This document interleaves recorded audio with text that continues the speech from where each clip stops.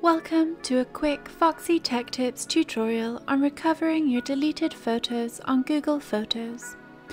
If you find this tutorial helpful, please consider subscribing to my channel and liking the video.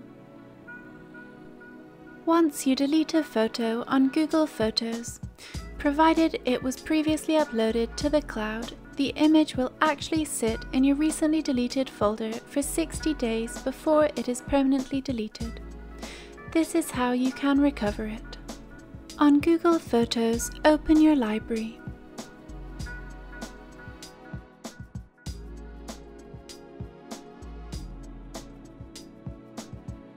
In Library, select Bin. This shows a list of all the photos deleted within the last 60 days.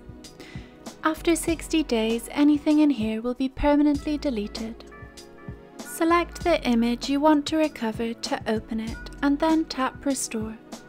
This will send the photo back to your library. And that draws an end to this tutorial. Please like the video if you found it helpful and subscribe to Foxy Tech Tips for more Google Photos tips and tricks.